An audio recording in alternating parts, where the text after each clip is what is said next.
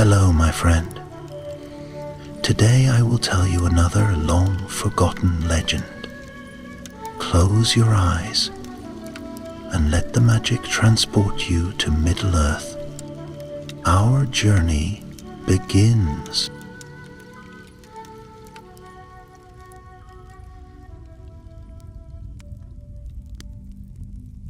Long ago, in the twilight after the ruin of Doriath, when the Sindar wandered the woods like shadows mourning a lost homeland, there lived two brothers of the blood, Silmarillion and Arthon. They were sons of noble houses once honored in Thingol's court, their lineage a thread woven deep into the fabric of the ancient elven realms.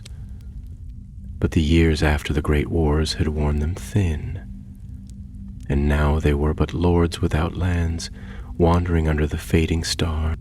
They grew up side by side in the sheltered valleys of the Silmarillion, when it yet ran clean and full through the wild lands.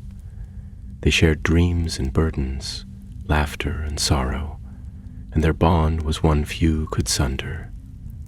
When Doriath fell, they fled together, and when the havens of Silmarillion were destroyed, they fought side by side against the sons of Feanor.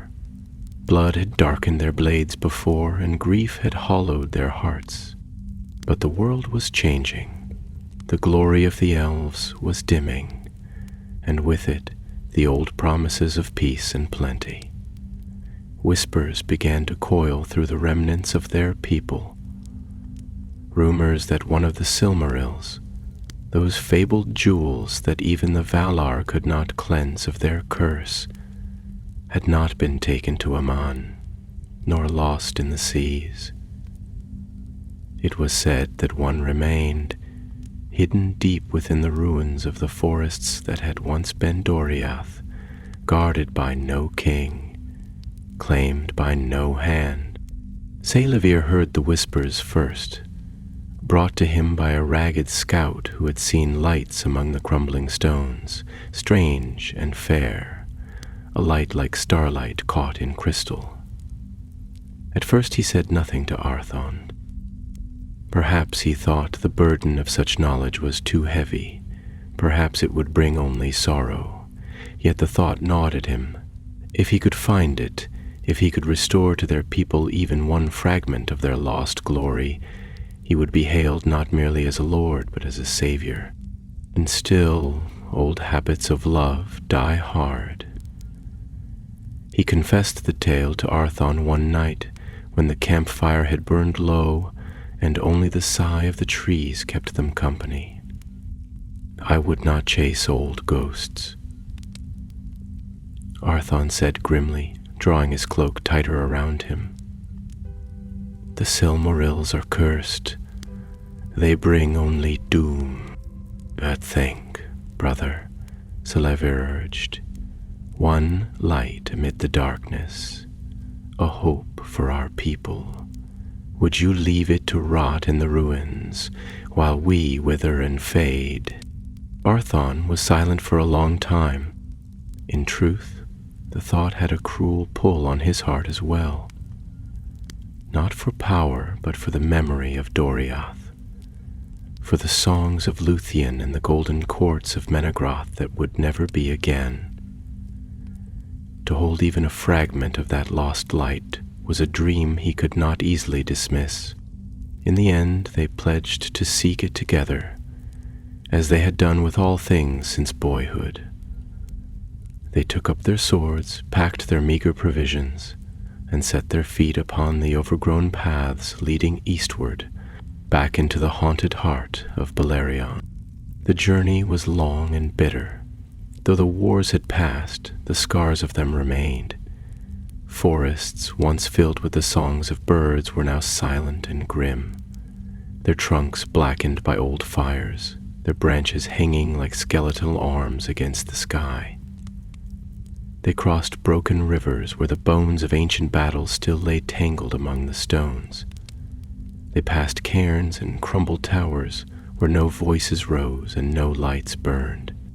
At night, strange noises echoed in the dark, the groan of shifting earth, the whisper of unseen things moving among the shadows. Even the stars seemed distant and cold, yet hope drove them on, and something more, a fever growing in their hearts that neither dared name. On the 12th night, as they camped beneath a ruined arch carved with faded runes, they found it, the Silmarillion. It lay cradled in the roots of an ancient oak, whose bark was bleached as bone. The jewel shone with an inner fire, its light seeping out between the twisted roots like mist. It was a light unlike any other in the world, pure, untainted, heart-breakingly beautiful. They stood in silence, overwhelmed, neither daring to move closer. Then Silmarillion stepped forward. He fell to one knee before it, his face bathed in its glow, and for a moment Arthon saw tears in his brother's eyes. "It is a sign," Silmarillion whispered. "A blessing. The Valar have not abandoned us." Adar moved to stand beside him, yet in his heart unease stirred. The Silmarill's light was too pure, too fierce. It seemed to see into his soul, laying bare every longing, every secret wound. They did not touch it that night. Instead, they made camp nearby, speaking little, each man lost in his own thoughts. But a shadow had fallen between them, so subtle that neither saw it clearly. Before sleep claimed them, Arthorn dreamt of the Silmaril. But in the dream, Silmarillion stood alone with the jewel in his hand, and Arthorn's own hands were empty, reaching out in vain. When he awoke, the fire was cold. The jewel still lay untouched, and Silmarillion sat staring at it, his sword laid across his knees. The bond of brotherhood had weathered many storms, but now, before the light of the Silmaril, it would be tested in ways neither had foreseen. And so the first seeds of betrayal were sown not by hatred nor by anger, but by longing and by love twisted into something darker. The curse of the Sindar was beginning.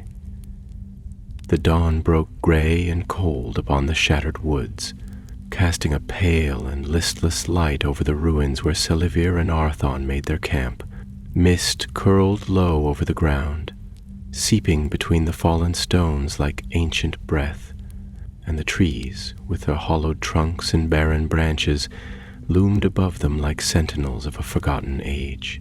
Neither brother spoke as they broke their meager fast, for the sight of the Silmaril lying nestled among the roots weighed heavily upon them, its radiance too pure to meet with casual words. Silmarillion had scarcely moved through the long watches of the night, save to cast wary glances toward the jewel, as if fearing it might vanish should he look away. His face, once warm and open, had taken on a stern, distant cast, and his eyes, though still clear, held within them a strange light, as though something within him had been set aflame. Arthon, watching him from the corner of his gaze, felt a slow unease creep into his heart, for it seemed that the brother he had known all his life was being drawn away by forces he could neither see nor fight. When at last they spoke, their words were careful, measured things, heavy with what remained unspoken. "It must be hidden," Silmarillion said, his voice low and taut. "We cannot leave it here. Too many eyes are drawn to such light, even in these desolate lands." Arthon nodded slowly, though doubt gnawed at him. "Hidden, yes, but not claimed. It was not made for mortal hands to wield, nor even for us to bear." Silmarillion turned to him, and in his gaze there was a fervor that had not been there before, a burning certainty. We are not mortals, Arthon. We are of the Sindar, the grey elves, the true heirs of Doriath. If any are worthy to guard it, it is us. Guard, yes, Arthon said, feeling the words scrape against something brittle within his chest. But not possess. Remember the tales, brother. Remember the ruin of Fëanor and his sons. The Silmarils bring only sorrow to those who seek to hold them. Sileferi laughed then, but it was a hard sound, bitter and sharp. Would you have us slink into the west like beggars, mourning what we have lost while the light of our people withers and dies? No, Arthon. This is our chance to restore what was taken, to build anew. The mist thickened around them as he spoke, and for a moment the light of the Silmaril seemed to pulse in rhythm with his words, as if answering to his ambition. Arthon shivered and looked away, feeling the weight of a choice gathering about them like a storm on the horizon. Athgay spent the day fashioning a crude casket from the wood of a fallen tree, wrapping it with cloth woven with ancient runes of warding that Arthon half remembered from the songs of old. They dared not touch the jewel directly, and so they moved it with the utmost care, using the blade of a fallen branch to lever it into its resting place. Yet even so, the light bled through the coverings, a steady, painful reminder of its presence. As night fell once more, they took turns standing watch, though neither trusted fully in sleep. In the small hours before dawn, Arthon awoke to find Sileferi standing alone by the casket, his hand hovering mere inches above it, trembling as if caught between longing and fear. For a moment, Arthon thought to call out, but he held his tongue, watching in silence as his brother withdrew his hand and sank to his knees, head bowed in torment. It was then that Arthon knew, with a clarity that struck him like a blow, that the Silmaril would not be the salvation they had dreamed of. It would be their doom, unless they found the strength to resist its call. On the third day, they made ready to depart, intending to bear the jewel to the ancient sanctuaries in the north, where a few Sindar yet clung to life among the ruins. They would place it under the guard of the wise, far from the eyes of men and orcs, far from the grasping hands of those who would seek it for their own glory. But the forest, it seemed, had other designs. As they journeyed, strange shadows stirred among the trees, whispers coiled upon the air, and the path twisted and turned as if the very land sought to deceive them. They walked for hours beneath the heavy canopy, yet the sun did not pierce the gloom, and each step seemed to carry them deeper into a place untouched by time or mercy. Arsene spoke little, lost in grim thoughts, but he could feel Sileferi's impatience growing with each passing league. His brother walked ahead, hand never straying far from the hilt of his sword, and often he glanced over his shoulder, as if wary not of pursuit, but of the one who walked behind him. The bond between them, once a living thing, vibrant and strong, had begun to fray into something thin and uncertain. It was on the seventh night, as they made camp by a stagnant pool under the twisted limbs of a blackened oak, that the quarrel burst forth. They had spoken of little during the day, and now, as Arthon tended the fire, Sileferi stood apart, his shadow cast long and crooked by the flickering flames. For a time he said nothing, but at last he turned, and his words came sharp and sudden. "Why do you mistrust me, brother?" Arthon looked up, startled, and for a heartbeat he thought to deny it, to weave some gentle lie to soothe the rising storm. But something within him, weary of half-truths and hidden fears, answered otherwise. "Because I see the hunger in your eyes," he said, voice low. "Because I see how the Silmaril speaks to you in your dreams." For a moment, silence hung heavy between them, broken only by the crackle of the fire and the soft drip of water from the trees.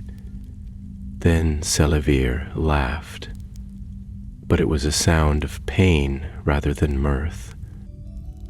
"And do you think yourself free of its voice?" he asked.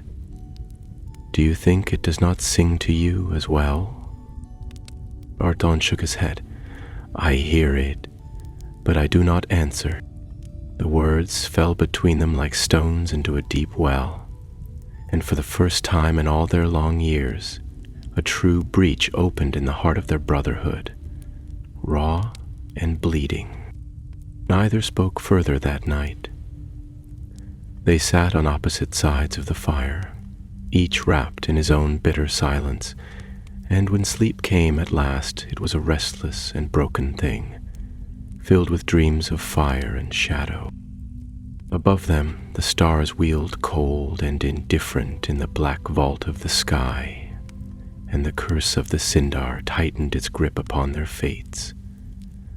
The days that followed were heavy with unspoken words and glances filled with suspicion. Where once laughter and ease had traveled with them like unseen companions, now there was only a brittle silence, and even the birds, such few as remained in that blighted land, seemed to withhold their song. The weight of the Silmaril pressed down upon them, not in the hand, but in the spirit, as if the very light it shed were a burden greater than any stone that mortal arms could bear. The forest grew darker and wilder as they pressed eastward, and the pathways, once known to Arthon from his boyhood wanderings, twisted into unfamiliar shapes. Trees stood closer together. Gnarled roots writhed across the soil like the grasping fingers of some buried giant, and the air grew thick with the scent of damp earth and decay. It was a place where even the memory of Doriath seemed to fade, and only sorrow endured. It was on the 14th day of their journey that they came upon a ruin, not of stone or crafted wood, but of a glade where once the flowers of Yavanna had bloomed, now blackened and crushed as if by the passage of countless unseen feet. In the center of that blasted place stood a single withered tree, its bark scorched, its branches clawing at the sky in mute despair, and at its base, scattered like broken promises, lay the bones of elves. Their armor rusted, their banners tattered and forgotten. Elevir halted, staring in silence at the sight, while Arthon felt a chill pass through him that was not of the air.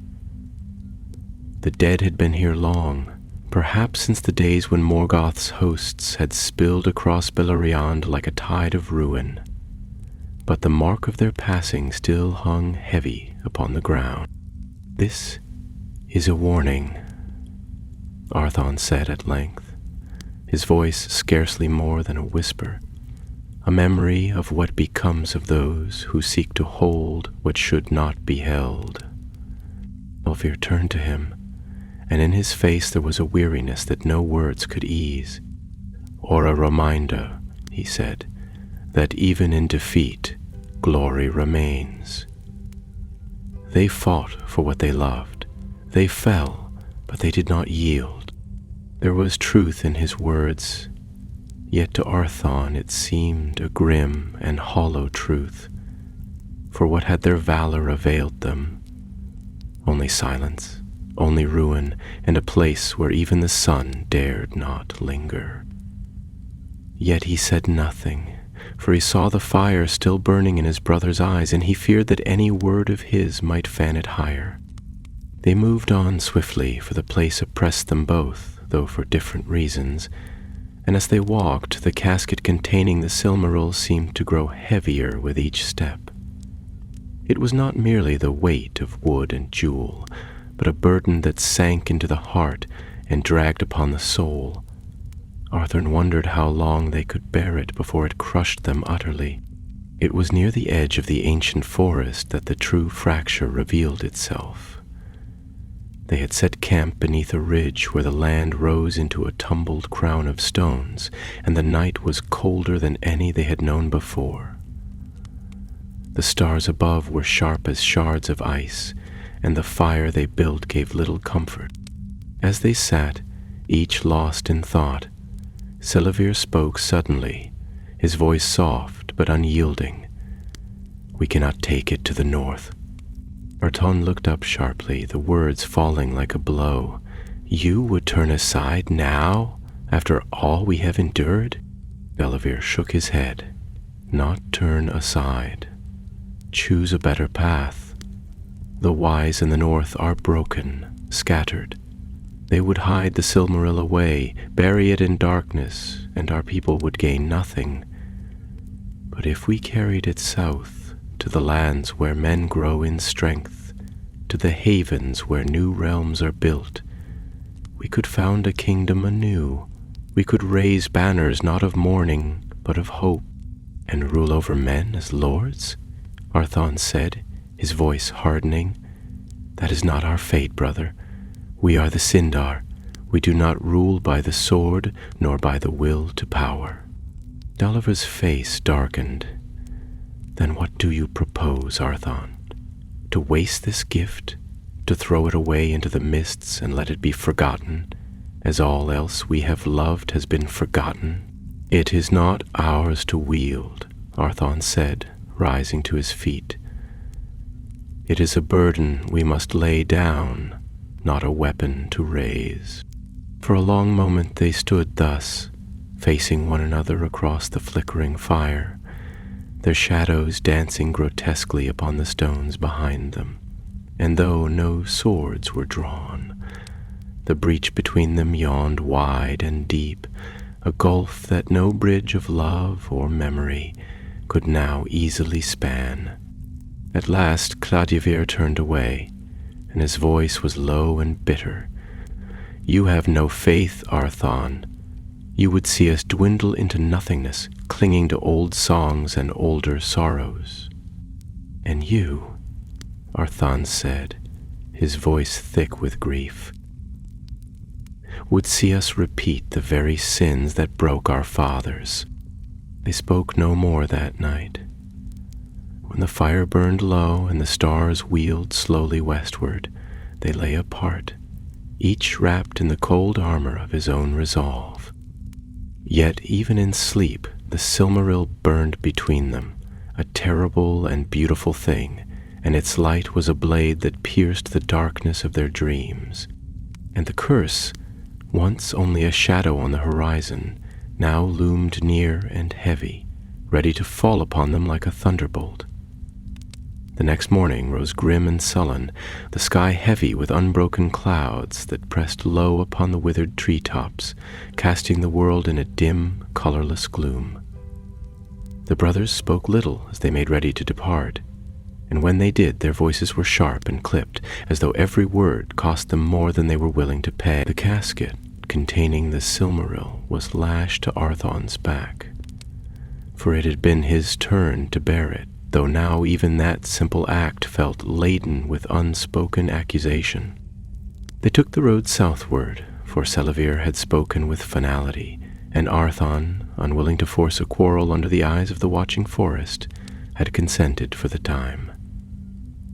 Yet in his heart he marked each step as a betrayal of all he had once sworn to uphold, and the weight of the jewel pressed not only upon his shoulders, but upon his soul. The land changed as they descended from the northern ridges, and the trees grew fewer and further between, giving way to tangled thickets and fields of withered grass where no beasts stirred and no winds blew. It was a country abandoned by all save the most desperate, and though once it had been green and fair, now it bore the scars of war and ruin as plainly as an old warrior bears his wounds. On the third day they came upon a road, a broken thing of cracked stones and half-buried milestones, leading east and west through the desolation. Selavir proposed that they follow it, for surely it must lead toward settlements of men where they might find shelter and news. But Arthon hesitated, feeling the touch of some old dread that clung to the stones like ivy to a crumbling wall. Yet he said nothing, for he saw that Selavir's mind was set, and he had neither the strength nor the will to argue further. They walked in silence, save for the hollow ring of their boots upon the ancient paving.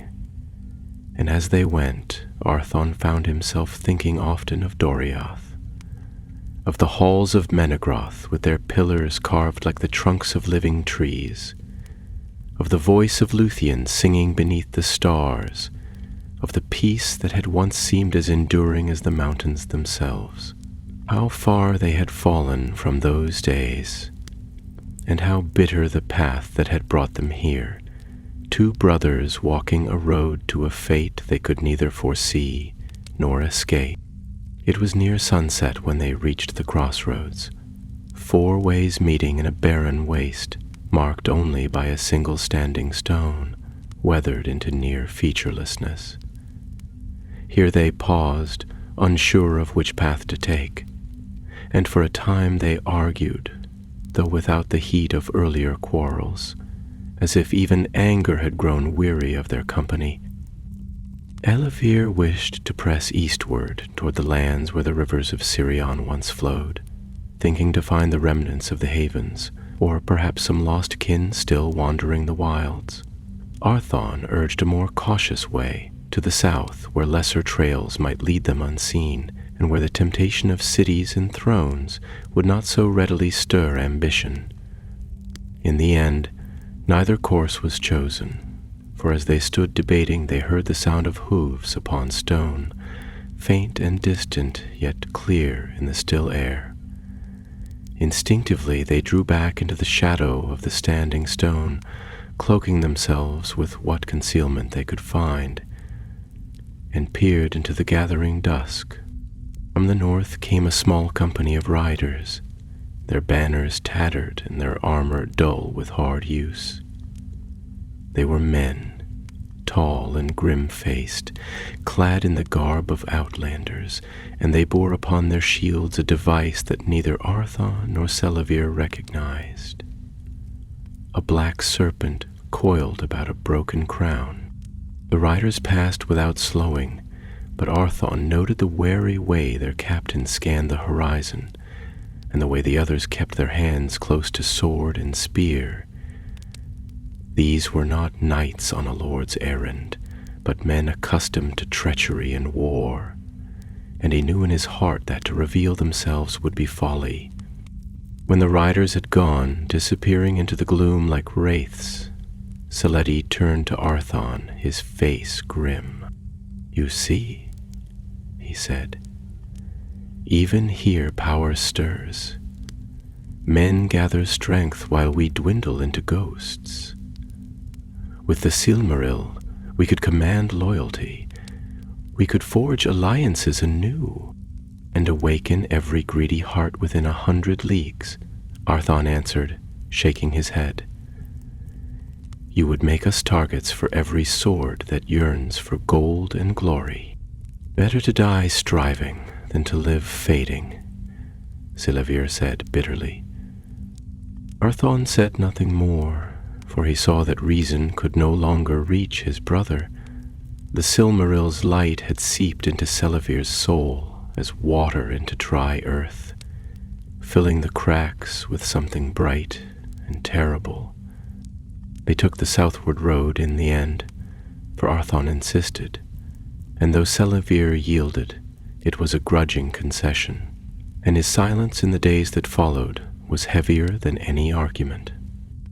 The land grew harsher still, the air dry and sharp with the scent of old fires, and twice they passed the ruins of villages, their timbers charred and their stones blackened, as though a dragon's breath had scoured them clean. No living thing moved among the wreckage. Even the crows had long since departed. Each night, Arthur dreamt of fire and falling stars, of the Silmaril blazing in a crown of thorns, and of Silivir standing atop a high tower, his sword raised against a host of faceless enemies. Each morning he awoke more weary than the last, and the fear that had once been a shadow at the edge of his mind now gnawed openly at his thoughts.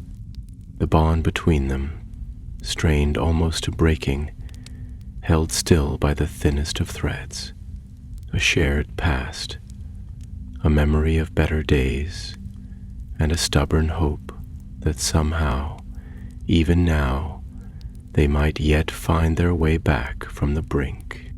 But the Silmaril lay always between them, unseen yet burning with a steady, merciless flame.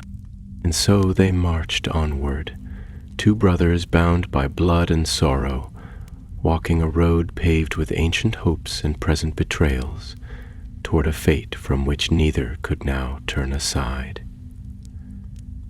Days lengthened into weeks, though the passage of time seemed but a slow and weary march beneath a sun that gave little warmth and a sky that seldom smiled. The road wound onward through desolate lands, and the only voices that answered their passing were the sighing of the wind in dead grasses and the distant cries of nameless birds circling over fields of ruin. Hunger gnawed at them, and the cold seeped into their bones, yet still they pressed forward, driven less now by any clear purpose than by the stubborn will to reach some end, though what end they dared not say.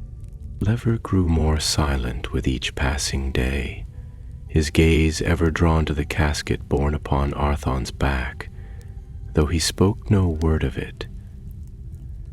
Yet in the nights when they camped beneath the indifferent stars, Arthon would sometimes wake to find his brother watching him, his face unreadable in the flickering firelight, and he would feel the chill of unseen doom settle more heavily upon his heart.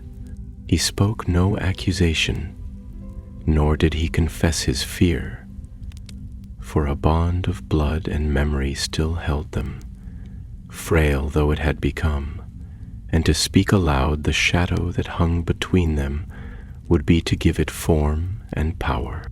It was in the third week of their southward journey, when their supplies had dwindled to little more than hope and dry leaves, that they came upon the ruins of an ancient hall, built by men in days long past when strength still held sway in these lands.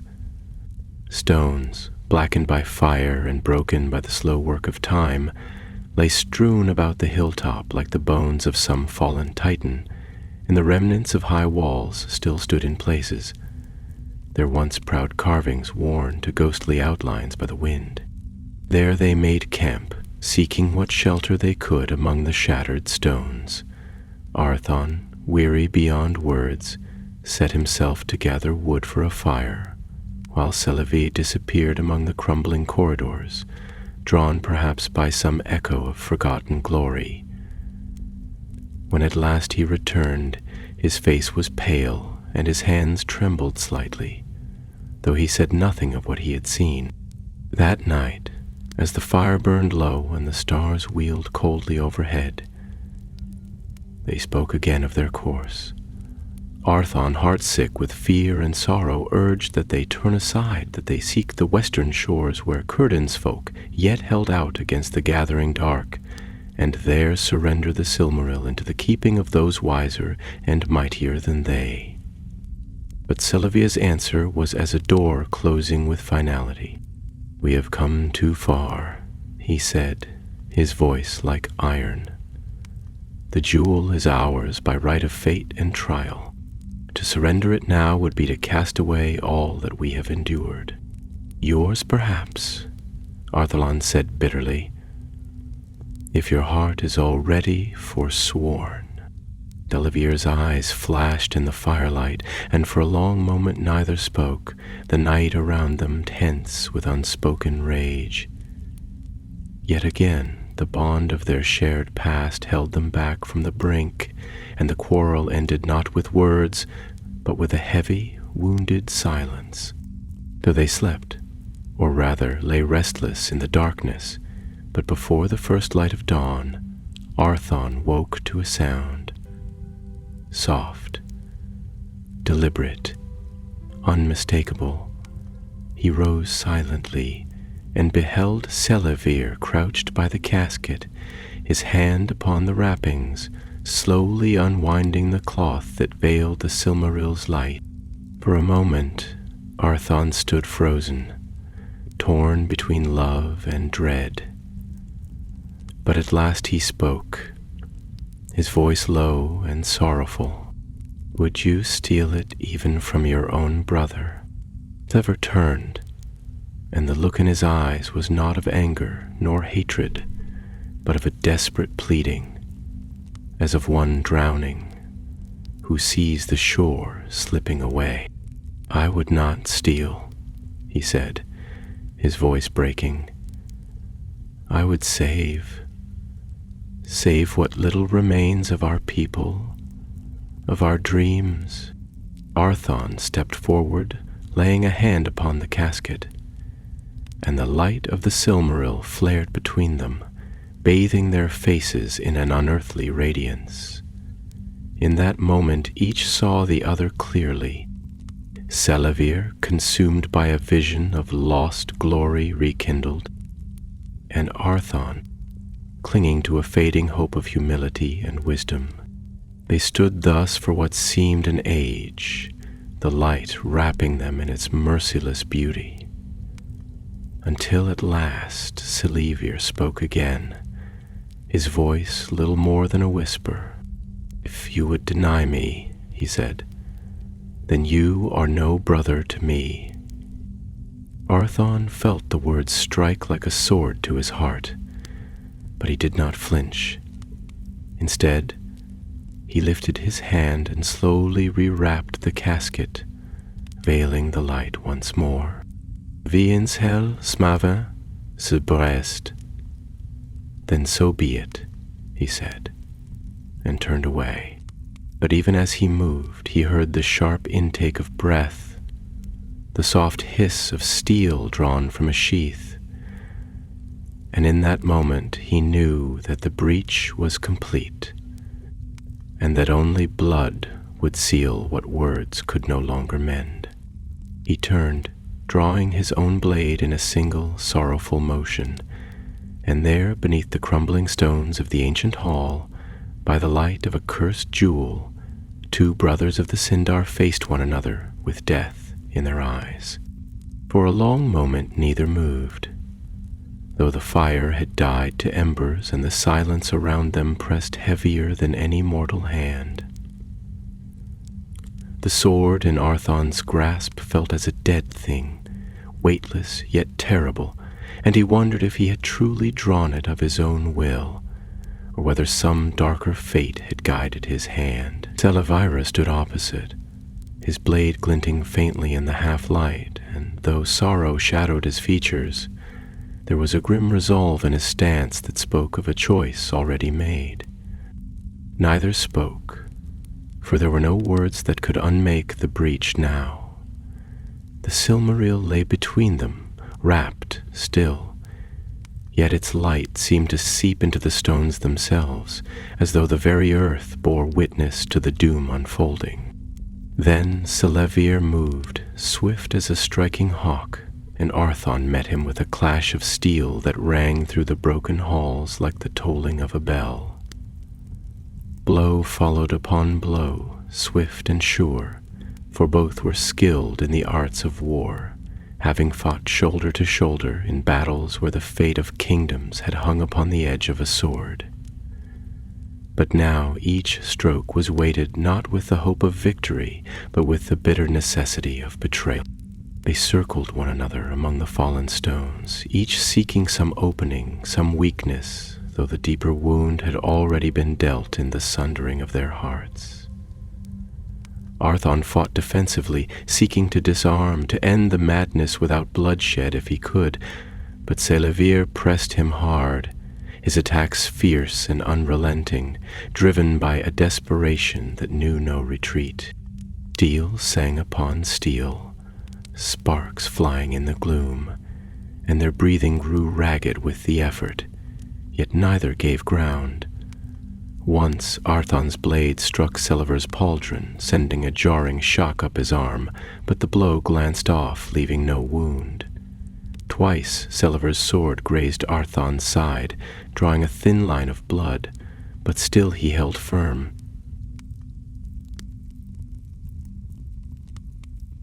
Yet for all his skill and sorrow, Arthon knew in his heart that he could not long withstand his brother's fury. Silevir fought with a strength born not of hatred, but of a fierce, consuming purpose.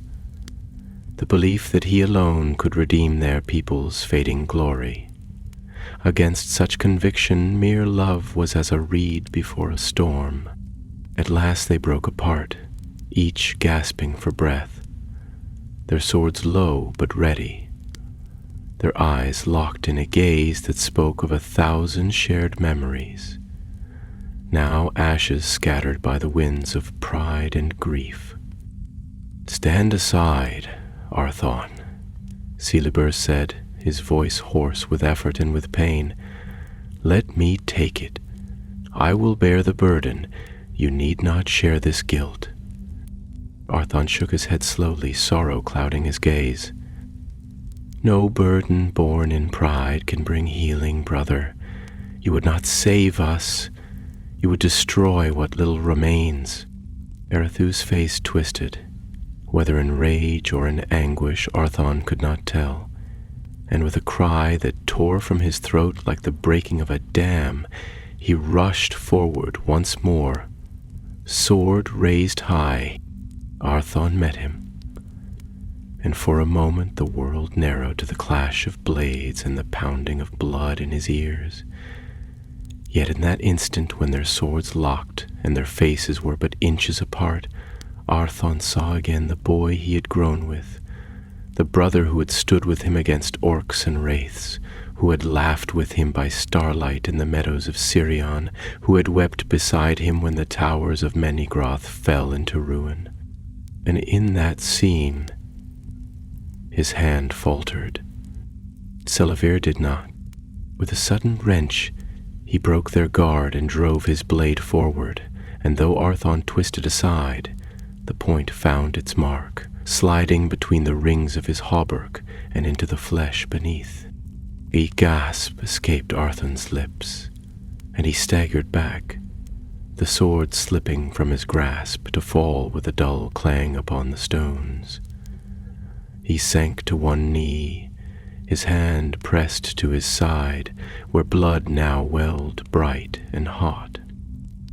Silevir stood above him, his chest heaving, his sword lowered, and for a long moment he stared down at his brother, horror dawning slowly upon his features as the full weight of his deed crushed down upon him. "Arthon," he whispered, the sword slipping from his fingers to clatter upon the stones, forgotten. Arthon lifted his gaze, and though pain clouded his vision, his voice was clear. "You have won, brother. Take it if you still would."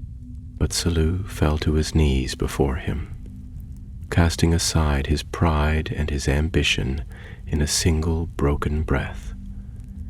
He reached out as if to staunch the wound, but Arthon caught his hand, and in his touch there was neither anger nor blame, only a terrible, aching sorrow.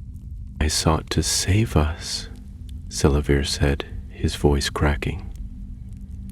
I thought I could bear it." "You sought to save what cannot be saved," Arthon answered, his strength fading with each word.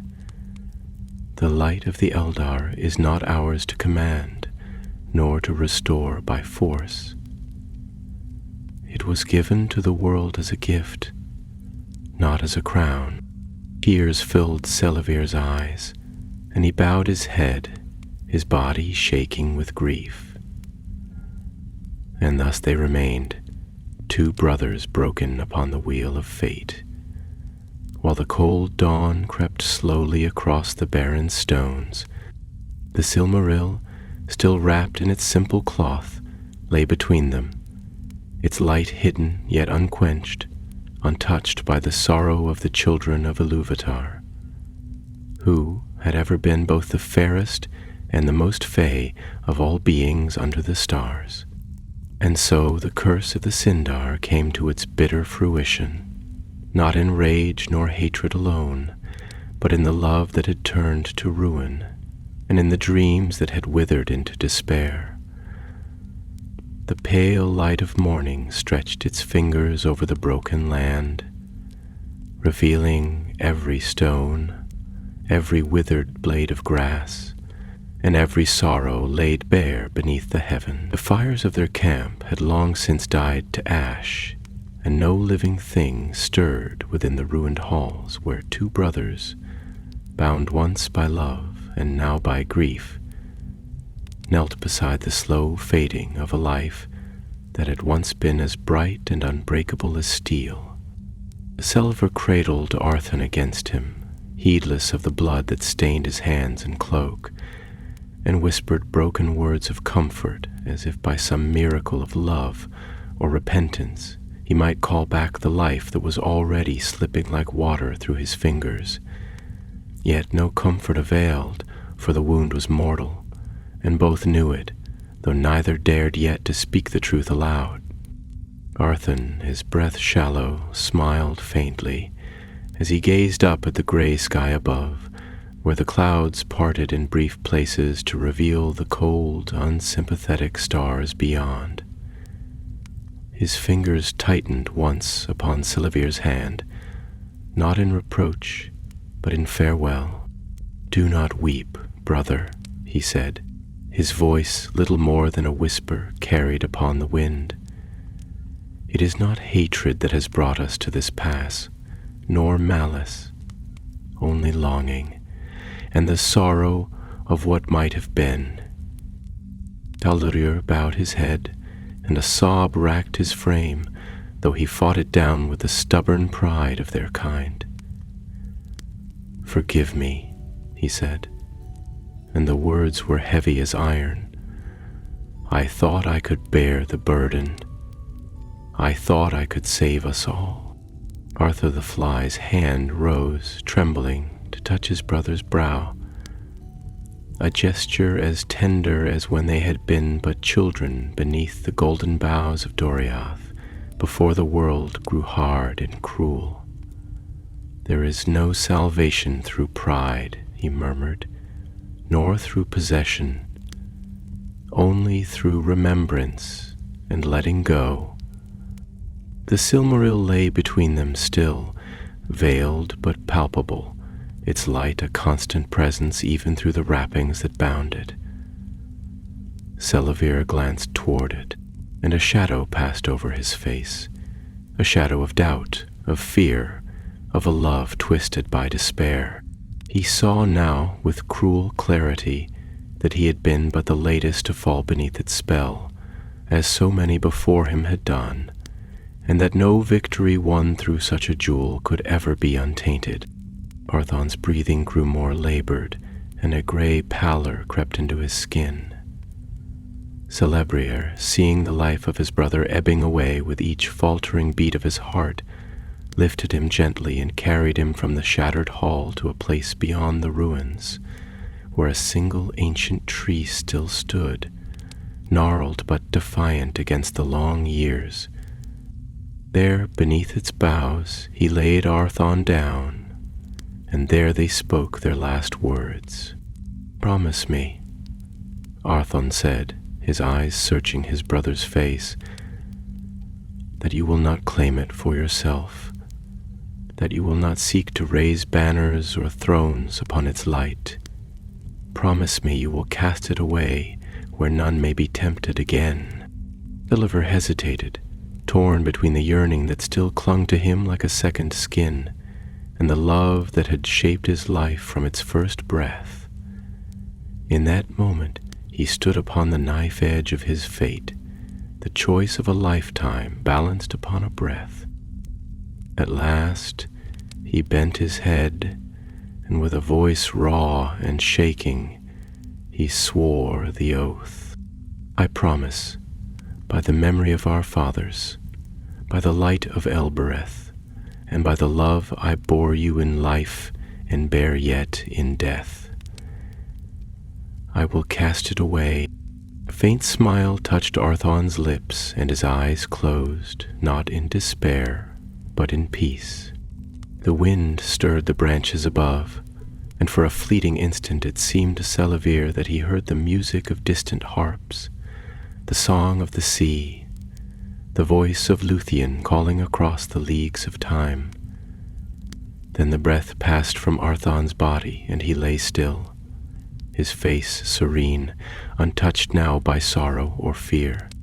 So Lev knelt there long after the last light had faded from his brother's eyes, his heart a hollow shell echoing with the words he had spoken. He buried Arthon at the foot of the ancient tree, carving no mark and raising no cairn, for he would not see his brother's rest disturbed by the greedy hands of those who might one day walk these broken lands. Instead, he laid only a single white stone upon the grave, and sang over it an old song of Doriath, a song of parting and of the hope that lies beyond the circles of the world. The Silmaril he took once more into his keeping, though now he dared not unwrap it nor even gaze upon its light. Its weight was terrible to him, not in the body but in the spirit, and he felt as if he bore the burden of all the sorrow of the elves upon his shoulders. Thus Selavir turned from that place of ruin, alone now in truth, and set his feet upon a road that would lead him to the ends of the world, seeking a place where he might fulfill his oath and cast the jewel away forever from the reach of mortal desire. But in his heart a seed of doubt remained, for the Silmarils were not things easily surrendered, and even the noblest of hearts might falter before their radiance. And so the tale of the brothers of the Sindar, once bound by love stronger than iron, passed into legend, a bitter song sung in the halls of those who remembered, a stain upon the pages of history that no sorrow nor repentance could ever wholly wash away. The world into which Selavir now walked seemed a bleaker place than any he had known before, though in truth it was he who had changed, for sorrow lay heavy upon his heart and veiled his eyes so that even the light of day seemed pale and cold. The road led south and west across broken hills and long empty plains, where the grasses, though they stirred faintly in the wind, sang no songs of life or joy, but whispered only of things lost and forgotten. The Silmaril, hidden within its casket and bound in many layers of cloth and leather, he carried slung across his back, yet even so he could feel its presence burning against him like a brand. It was as if the jewel had taken root within him, and though he would not look upon it nor so much as let his hand brush its wrappings, he could not silence the voice that called to him in dreams and waking alike. Sometimes it spoke in the voice of Arthon, pleading and sorrowful, and sometimes it spoke with the sweet, terrible music of the elder days, weaving visions of glory renewed, of thrones risen anew under the banners of the Sindar, of songs sung once more beneath the stars in lands yet untouched by shadow.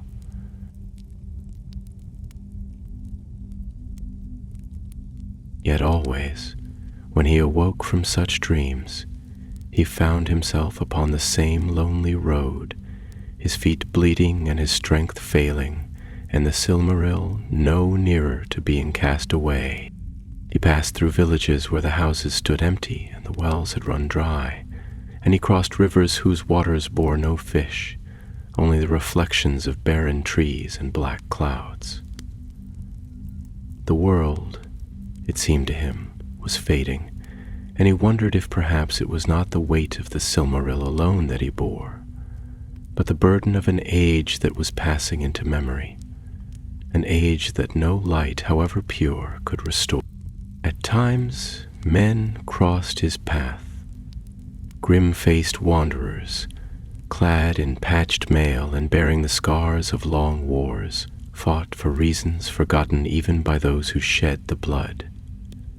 They eyed him with suspicion, for though he wore a simple cloak and bore no device upon his shield, there was that about him, some remnant of an ancient grace, a bearing not easily hidden, that marked him as other than they. But they passed him by without challenge, sensing perhaps that he carried with him a doom greater than any they wished to share.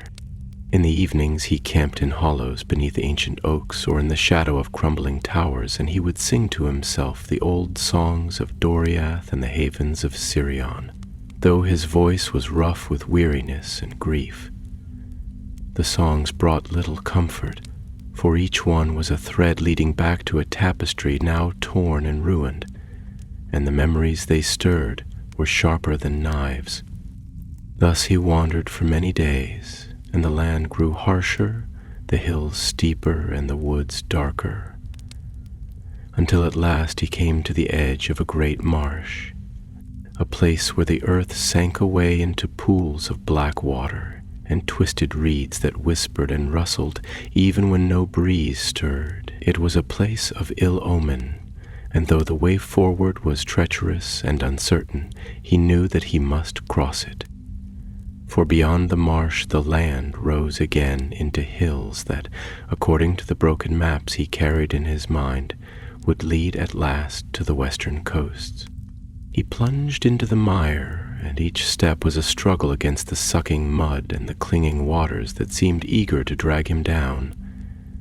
More than once he stumbled and fell, and the casket at his back pulled heavily against him. Yet he pressed on, driven by a will that was no longer entirely his own, but was shaped by the memory of a promise and the weight of an unfulfilled oath. The marsh was filled with strange lights that danced across the waters at night, and sometimes he thought he saw faces in the mist, pale, sorrowful faces that watched him with eyes full of longing and despair. He did not speak to them, nor answer their silent pleas, for he knew that to linger would be to join them, lost forever in the cold embrace of the fen. At last, after many days of toil and peril, he emerged from the marsh, gaunt and ragged, and beheld before him the long line of hills that rose like the folded backs of sleeping giants against the western sky.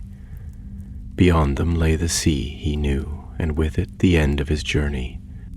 Yet as he climbed the slopes, he felt the burden of the Silmaril grow ever heavier, and his steps faltered, not from weariness alone, but from the growing voice within him that whispered of failure, of weakness, of the futility of casting away so great a treasure.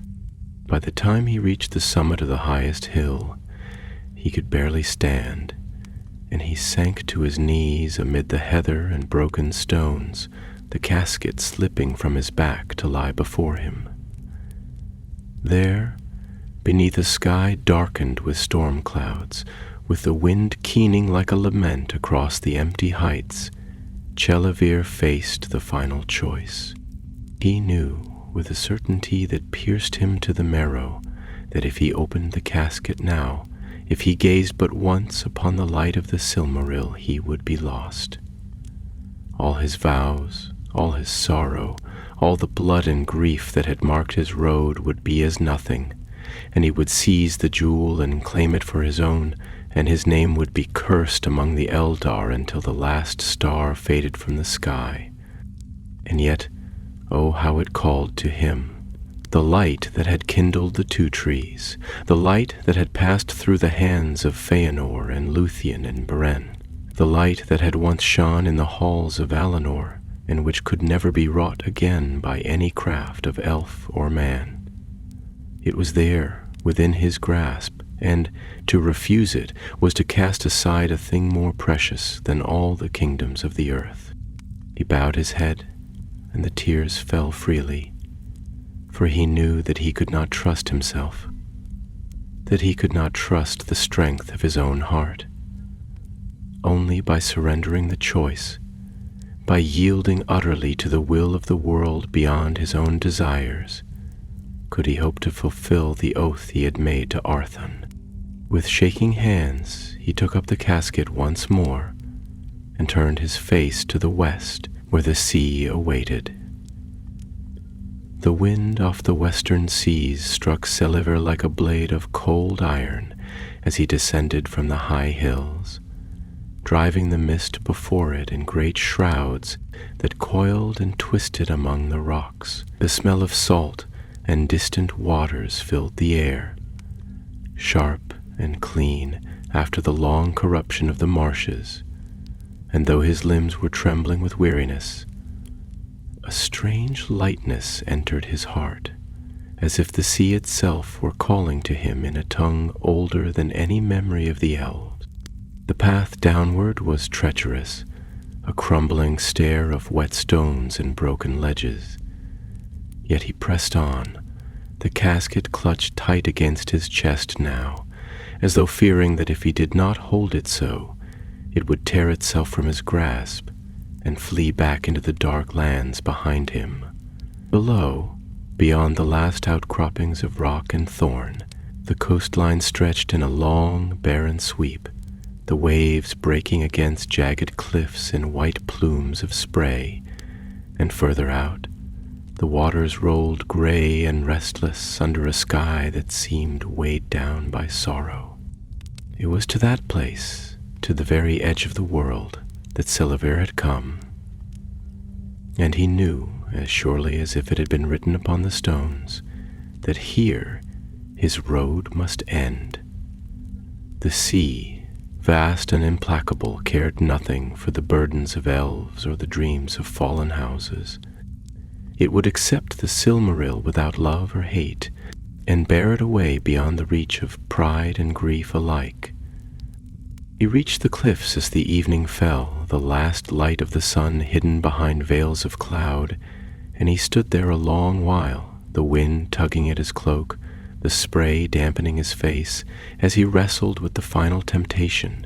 For even now, even at the end of all things, the voice of the Silmaril whispered within him, offering visions of splendor restored, of towers crowned with light, of songs rising once more from the green hills of Belerion. Time, Lime, Silvery fell to his knees, bowing his head to the stone, and cried aloud into the storm, "Forgive me, Arthon. Forgive me, my brother, for I am not strong."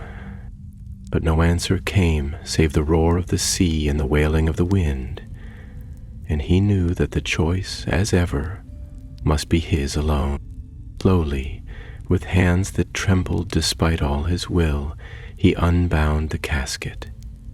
He dared not look upon the jewel itself, but kept his gaze fixed upon the rough stone beneath him as he drew forth the Silmaril, still wrapped in its many layers of cloth. The light of it, even veiled so, poured out like water through a broken dam, bathing the rocks in a pale radiance that seemed untouched by time or sorrow. He rose, cradling the jewel against him as a mother bears a dying child, and made his way to the very edge of the cliffs, where the stone dropped away sheer into the churning sea far below. The waves crashed and boiled among the rocks, sending up fountains of spray that caught the light of the hidden jewel and scattered it into 1,000 fleeting rainbows. There he stood, battling the last, most bitter struggle of all, not against any enemy without, but against the hunger that lived within his own heart. The memories of all he had lost assailed him. The golden halls of Menegroth, the laughter of Arthon in their boyhood, the banners of Doriath flying proud beneath the starlit skies. They rose before him, living and vivid, and it seemed to him that with a single act he might call them back from the dust of memory into the light of life once more.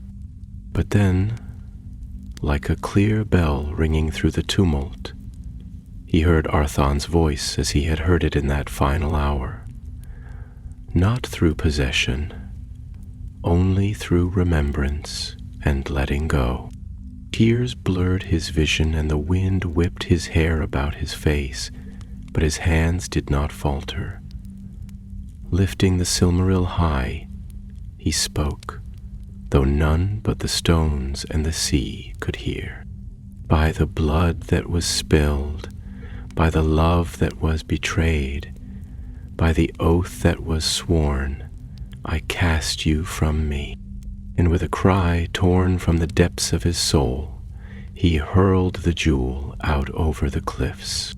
For a heartbeat it hung suspended in the gloom. A single star, fallen from the heavens, and then it plunged into the roaring surf below. A great flash of light burst upon the waters, as though a sun had been swallowed by the sea, and for a moment the cliffs and the hills and even the low clouds were lit as with the brightness of noon. Then the light was gone, swallowed by the depths, and the night fell heavy and cold.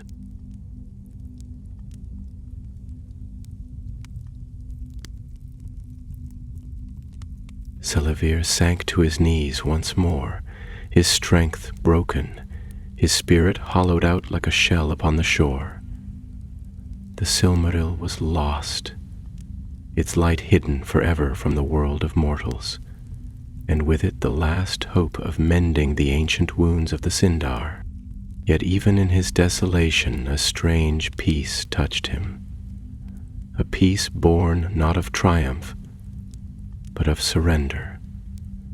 He had fulfilled his oath. He had let go. The sea roared on, tireless and vast, and the stars one by one pierced the veil of cloud above, cold and pure and indifferent. And Selavir, last of his house, lay upon the stones, the waves singing their endless lament below, and the curse that had bound the sons of the Sindar was broken at last, though the cost was more than any song could tell.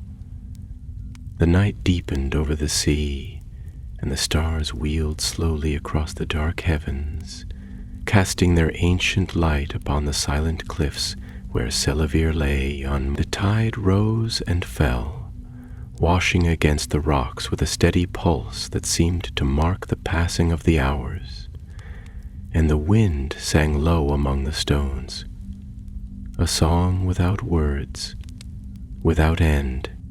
For a long while Selavir remained thus, his body spent and his spirit adrift, as if he too were but a mote of dust caught upon the winds of the world. He felt no pain, only a profound weariness that sank into his very bones, and a sense that he had passed beyond the cares of elves and men alike, into a realm where sorrow and longing could no longer touch him. Yet life, however faint, still clung to him, and as the first pale hints of dawn touched the eastern sky, he stirred and rose slowly to his feet.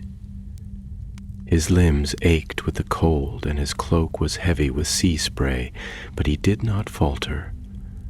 Something within him, some last ember of will, drove him onward. He turned from the cliffs and made his way inland, following no road or path, but simply placing one foot before the other, driven by a purpose he could not name. The land before him was wild and empty, a place forsaken even by the hardy folk who still dwelt in scattered villages among the western hills.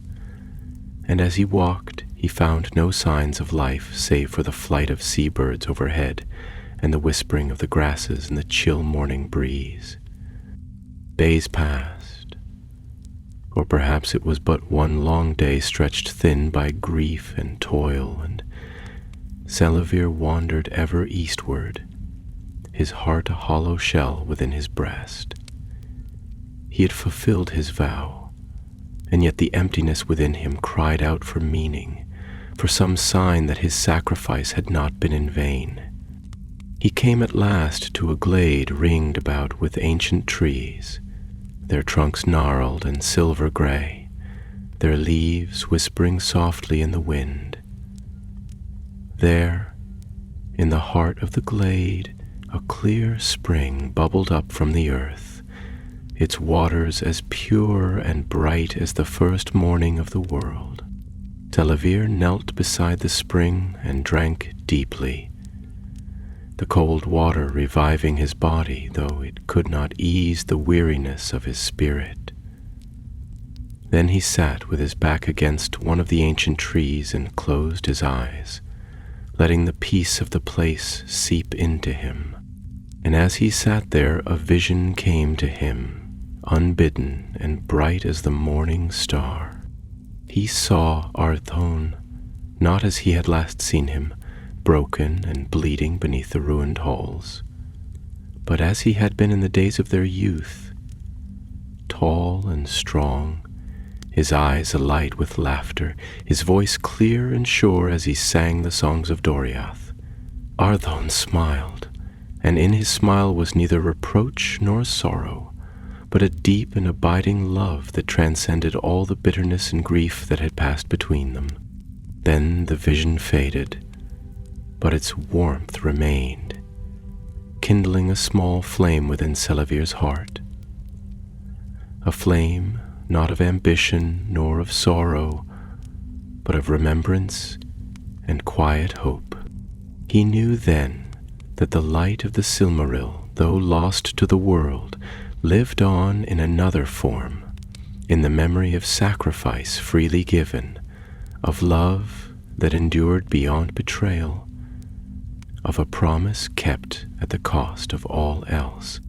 And Selavir rose, his strength renewed though his body remained frail, and set out once more into the wild, not seeking glory or redemption, but simply to walk the earth a little longer, to bear witness to its fading beauty, and to sing, in what time remained to him, the songs of the Sindar, who had loved the light, but had learned at last to let it go. In the years that followed, few ever saw him, and those who did spoke of a tall, gray-cloaked figure who wandered the forgotten ways of the world, singing songs in a tongue no longer spoken by any living folk. Some said he was a spirit of the old days, a ghost bound to the sorrow of the land. Others whispered that he was one of the firstborn lingering beyond his time out of love for a world that had long since moved beyond. But those who looked closely into his eyes saw not despair, but a deep, enduring peace. And they turned away from him with wonder and with tears they could not explain. And so Selavir passed from the knowledge of men and elves alike, and his name was spoken only in the most ancient of songs, a footnote to the greater tales of Beren and Luthien, of Turin and Eärendil, a small and sorrowful echo of a light that once had shone upon the wide lands of Middle-earth.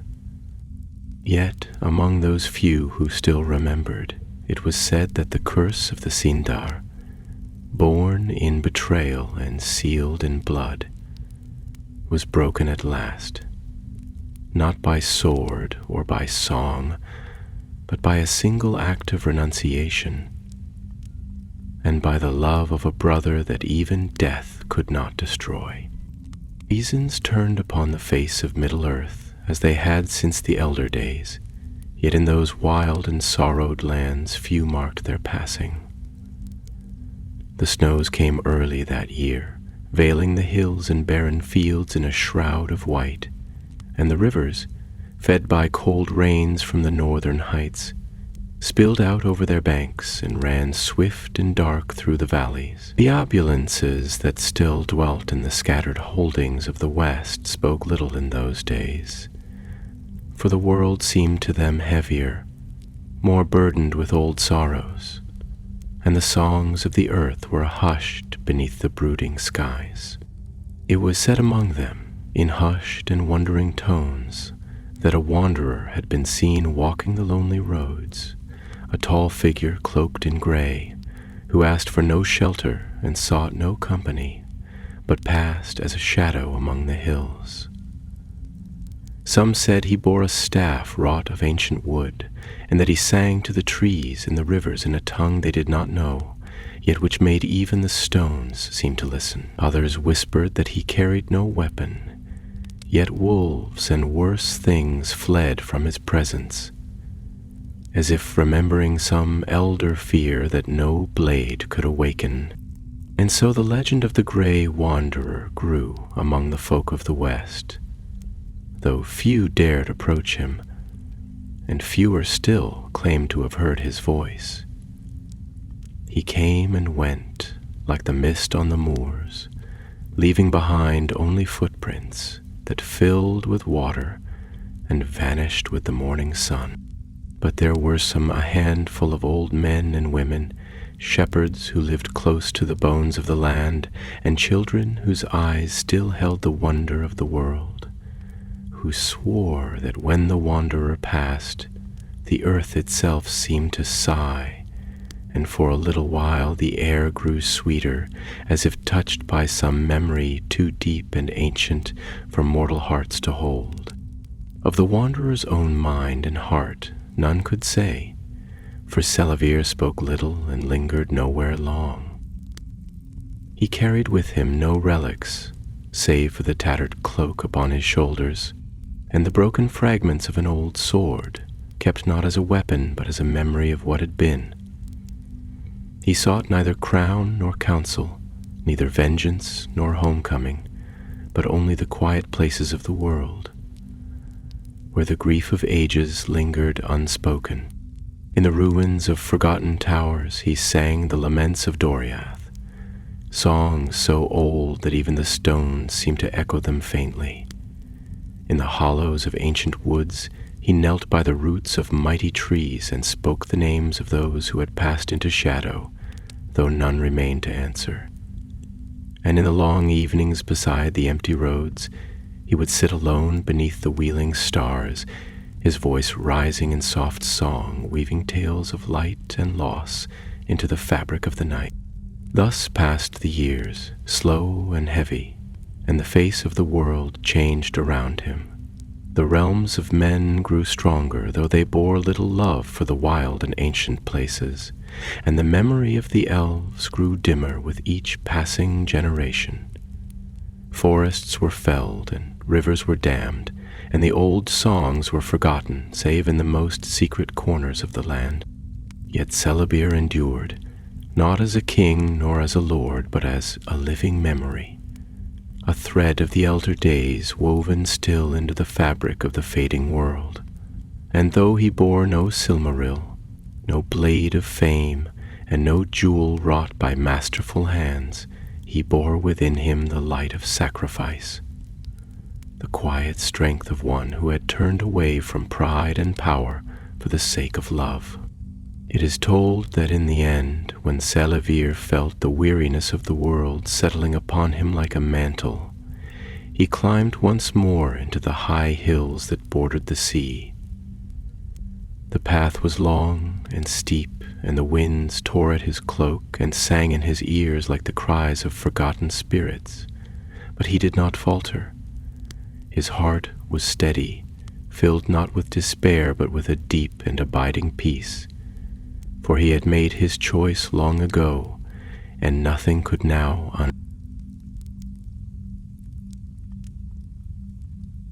At the summit, where the land fell away into a sheer drop above the gray waters, he stood for a time, gazing out over the endless rolling waves. The sun was setting beyond the rim of the world, painting the clouds with gold and crimson, and the light caught his hair and his worn raiment, so that for a moment he seemed to shine with a light not of this world. Those who tell the tale say that he sang there a song in the tongue of the Sindar, fair and sorrowful and filled with longing, and that the sea itself grew still to listen. They say that when the song ended, a great bird, white as the snows of the north, circled thrice above the cliffs before soaring away into the west, and that when the last echoes of his voice faded, Salavir was gone, leaving no trace upon the stones. Some believe that he passed into the west, though no ship was seen upon the waters, and that the Valar, moved by his sacrifice and by the purity of his heart, granted him passage beyond the circles of the world. Others say that he faded into the earth itself, becoming one with the land he had loved and sorrowed over for so long. But in the end it does not matter, for the memory of Salavir remained, a whisper among the hills, a song in the lonely woods, a light that endured in the hearts of those few who still remembered the days when the stars shone more brightly, and the elves walked the wide lands of Middle-earth beneath the open sky. Long years passed, and the world moved onward as it ever does, forgetting much that once had been beloved. Kingdoms of men rose and fell, wars were fought and forgotten, and the tongues of the elves grew silent in the wide lands where once their songs had echoed beneath the starlight. In the courts of mortal kings, the deeds of ancient days became but dim legends, told by wandering minstrels to halls grown restless with newer ambition. Yet in some hidden corners of the world, where the rivers still ran clear and the woods whispered with the voices of old, the memory of Salavir lingered, faint and enduring, like a lamp burning low in the gathering dark. Among the fisher folk of the western coasts, it was said that sometimes, in the deep hours of night when the mist rolled in thick from the sea, a tall figure might be glimpsed walking the lonely shores, his gray cloak billowing like the wings of a seabird, and that his voice, low and filled with sorrow, could be heard singing to the waves. And in the highlands, where the ancient stones still stood half buried in heather and moss, shepherds spoke of a nameless wanderer who had passed that way, leaving behind no footprints save those that seemed to glow faintly in the dew before fading with the first light of dawn. Among the elves who yet lingered in Middle-earth, few as they were, the name of Salavir was remembered with reverence, though his tale was not sung in the great halls nor written in the long books of lore. It was a memory passed quietly from one to another, a remembrance not of mighty deeds or great victories, but of quiet faithfulness, of sacrifice made not for renown, but for love alone. For among the Eldar it was understood, though few dared to speak it aloud, that sometimes the greatest courage lies not in triumph over enemies, nor in the winning of glory, but in the refusal of temptation, in the casting away of that which most would seize, and in the bearing of sorrow without bitterness until the end.